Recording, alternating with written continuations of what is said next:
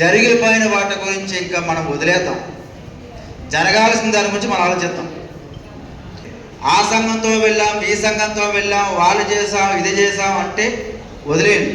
నీతిగా నిబద్ధతగా పనిచేసి ముందుకు వస్తారని చూసుకుంటూ మేముండి అంతే తమ్ముడు నాయకులు మన జేఎస్లో ఉన్నారు. నిజంగా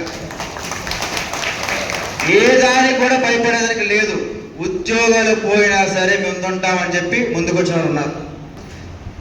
ఇన్ని సంవత్సరాల తర్వాత నిజమైన అవుట్ సోర్సింగ్ ఎంప్లాయీస్ పక్షాన నిలబడి జేఏసీ మనం ఏర్పరచుకున్నామని నేను అనుకుంటున్నాను. ఎందుకంటే నిబద్ధతగా ఏదైనా సరే అధికారులతో మాట్లాడడానికి ఉద్దేశంతో ముందుకు వచ్చిన జేఏసీ ఒకటే. అలాగే అవుట్ సోర్సింగ్ విధానంలో పనిచేస్తున్న ఏ ఒక్క ఎంప్లాయీస్కి అయినా సమస్య ఉందంటే కలెక్టర్ దగ్గరికి వెళ్ళమని చెప్తాం. మనకు అది ఒకటే దిక్కు. ఆ కలెక్టర్ గారు మీ డిపార్ట్మెంట్లో సమస్య ఉందంట అని చెప్పి మళ్ళీ నీ అధికారికి ఇస్తాడు. నీకు ప్రాబ్లం ఉంది అధికారితో, అధికారి పంపిస్తే ఇంకేం చేస్తాడు? అందు గురించే మొట్టమొదటిసారిగా అవుట్ సోర్సింగ్ విధానంలో పనిచేస్తున్న ఏ ఒక్క ఉద్యోగం అయినా సరే ప్రతి 2వ శనివారం మీ జిల్లాల్లో ఆంధ్రప్రదేశ్ అవుట్ సోర్సింగ్ ఎంప్లాయీ చేసే పక్షాన ఒక గ్రీవెన్స్ సెల్ అనేది పెట్టాం. ఆ గ్రీవెన్స్ సెల్లో వచ్చే సమస్యలపై మనం ఏదైతే జిల్లాల సమస్యల ప్రాబ్లం అయితే జిల్లా నాయకుల ద్వారా సమస్యలు పరిష్కరిస్తా ఉన్నాం. జిల్లా పరిధి దాటి రాష్ట్ర స్థాయిలో వస్తే ఆ రాష్ట్ర స్థాయిలో ఆంధ్రప్రదేశ్లో అవుట్ సోర్సింగ్ విధానంలో ఎక్కడైనా మీటింగ్ జరిగితే, అవుట్ సోర్సింగ్ సభలు జరిగితే మాత్రమే అటెండ్ అవ్వండి. కాంట్రాక్ట్ అవుట్ సోర్సింగ్ సభలు పెడితే వెళ్ళొద్దు. ఇది బహిరంగ చెప్తాము. వెళ్ళొద్దు ఎందుకు చెప్తానంటే ఈ జేఏసీ గారండి ఎక్కడే మీటింగ్ పట్టిన నేను చెప్పను. అవుట్ సోర్సింగ్ విధానంలో పనిచేసిన ఎవరైనా ఓన్లీ అవుట్ సోర్సింగ్ మీటింగ్ పెడితే అక్కడ మీరు ఖచ్చితంగా జనసంఖ్య చూపించండి. కొన్ని సంఘాలు ఉన్నాయి, ఏం సాధించామని చెప్పండి.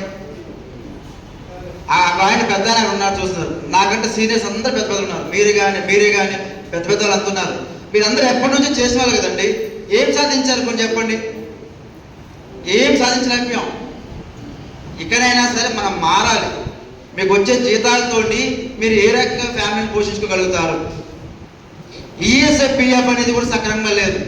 గత ప్రభుత్వంలో మనం మాట్లాడేటప్పుడు ఈ ఏజెన్సీ రద్దు చేయాలని బాగా ఒత్తిడి తీసుకొస్తే ఏజెన్సీ రద్దు చేసి 90,000 మంది మాత్రం అవకాశాలు ఉన్నారు. ఈ 90,000 మాత్రమే కాదు, రాష్ట్రంలో పనిచేస్తున్న ఏజెన్సీ దళారు వ్యవస్థ నలిగిపోతున్నటువంటి అవుట్సోర్సింగ్ అందరినీ కూడా లైక్ ఆర్టీసీ కానీ, పంచాయతీరాజ్ డిపార్ట్మెంట్ కానీ, మున్సిపల్ డిపార్ట్మెంట్ కానీ, మెడికల్ డిపార్ట్మెంట్ కానీ, ఫారెస్ట్ డిపార్ట్మెంట్లో నెలల తరబడి పనిచేస్తారు అవుట్సోర్సింగ్ ఉద్యోగి. ఇంటికి రాడు, అతన్ని కూడా తక్కువ శాలరీ అక్కడే ఉంటారు. వారిని కానీ ఆఫ్కాస్ట్లో జాయిన్ చేయాలని చెప్పి మనం పట్టుబట్టి ఫస్ట్గా అడుగుతా ఉన్నా. కోర్టు విషయంలో మీకు ఎంతమంది తెలుసు మన అవుట్ సోర్సింగ్ ఎంప్లాయీస్ని పర్మనెంట్ చేసుకోవచ్చు? ఎంతమంది తెలుసు చెప్పండి. తెలీదా? అవుట్ సోర్సింగ్ ఉద్యోగాలు పర్మనెంట్ చేయడానికి లేదు అని చెప్తారు. ఎందుకు లేదు? దాదాపు 10 జడ్జిమెంట్ ఉన్నాయి నా చేతిలో. మీకు అవసరమైతే ఫార్వర్డ్ చేస్తా. టైం లేక నేను మొత్తం చదవట్లే. 10 జడ్జిమెంట్లు ఉన్నాయి. దీంట్లో అవుట్ సోర్సింగ్ విధానం పనిచేసే వారికి ఏ రకంగా ఎలా మనం రిక్రూట్మెంట్ చేసుకున్నారు, దీన్ని మనం ఎలా చేయొచ్చని వాళ్ళు జడ్జిమెంట్లు ఇచ్చి అవుట్ సోర్సింగ్ విధానం పనిచేస్తుంటే పక్క రాష్ట్రాల వారిని కూడా జడ్జిమెంట్స్ కాపీస్ ఉన్నాయి. మిత్రులందరూ కూడా భయపడవలసిన లేదు. మా సభ్యులు రాలేదు, మేము మా పరిస్థితి ఏంటనుకుంటే మేము ఇక్కడ ఈ కోర్టు సంబంధించిన ఒక ఇన్ఛార్జిని నియమిస్తాం. ఆ ఇన్ఛార్జిని మీ అందరి సమక్షం అడుగుతా ఉన్నాను. దివాకర్ బాబు గారు ఎప్పటి నుంచో కోర్టు వ్యవహారంలో మంచి గనుడైన వారిని ఇన్ఛార్జిగా నియమించాలని అనుకుంటున్నాను. మీ అందరూ ఏకాభిప్రాయంతో. అలాగే వారికి సహాయంగా ఉన్నటువంటి మన వరపుత్ర గారు మాకు సహాయంగా ఉంటారు.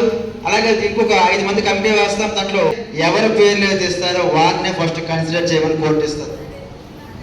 కానీ ఇక్కడ ఒక స్వార్థం మాకు ఉందనంటే, వేల మంది నేను కోర్టుకి తీస్తే ప్రభుత్వం దిగి వచ్చి ఇంతమంది కోర్టుకి ఎందుకు వెళ్ళారు, అందరి పరిస్థితి మనం ఒకసారి పర్మనెంట్ చేయాలా లేకపోతే ఏంటి అనేది చూస్తున్న ఉద్దేశంతో ఒక 1000 మందితో కోర్టు వెళ్ళడానికి రాష్ట్ర కార్యవర్గం మొత్తం నిర్ణయించుకున్నాం. దానికి ప్రణాళిక తీసుకున్నాం. సభ్యత్వం తీసుకున్న ప్రతి ఒక్కరు కూడా 1 year ఇన్సూరెన్స్ పాలసీ కట్టించే విధానం మేము చేస్తున్నాం. మీరు ఏదైతే సభ్యత్వం తీసుకుంటారో 1 year యాక్సిడెంట్ ఎత్తా లేదా ఇంకోటి ఎత్తా ఏదైనా సరే లేదా యాక్సిడెంట్ అయినా సరే మీరు తీసుకున్న సభ్యత్వానికి ఎవ్వరికి బై హ్యాండ్ క్యాష్ ఇచ్చేది కూడా లేదు. మనకు ఒక వెబ్సైట్ క్రియేట్ చేస్తున్నాం. ఆ వెబ్సైట్లో మీ డేటా ఫిల్అప్ చేసిన తర్వాత మీకు ఒక ఐడి కార్డ్ జనరేట్ అయిపోతుంది. అవుట్ సోర్సింగ్ ఎంప్లాయీ చేసిన ఐడి కార్డ్ జనరేట్ అయిన తర్వాత దాంట్లో మీ ఫోటో, మీ డిజిగ్నేషన్, మీ డిపార్ట్మెంట్, మీ ఏసీ నెంబర్, మీ పిఎఫ్ నెంబర్, ఆధార్ నెంబర్, అలాగే మనము జేఎస్ఓ ఇచ్చే ఇన్సూరెన్స్ నెంబర్ కూడా దాంట్లో ఉంటుంది. ఏదైనా సరే నా ఉద్దేశం, జనాలు ఏదైతే డబ్బులు కడుతున్నారో కట్టినందుకు వాళ్ళకి 1 year బెనిఫిట్ కావాలి. ఆ 1 year బెనిఫిట్ కనీసం వాళ్ళకి 1 లక్ష రూపాయలు 2 లక్షల బెనిఫిట్ వస్తే ఒక తప్పు అనకూడదు. కానీ మన సోదరుడు ఎవరైనా చనిపోతే పిఎఫ్ ద్వారా మనం తిరిగి వాళ్ళకి 6 లక్షలు ఇప్పిద్దాం. 2 ఎక్స్గ్రేషన్ మనం తెప్పించి 2 లక్షలు మన ద్వారా వస్తే మొత్తం 10 లక్షల రూపాయలు వాడికి ఆర్థిక సహాయం చేసిన వాళ్ళు అవుతామని చెప్పి ఒక ఆలోచన పెట్టుకున్నాం నిజంగా.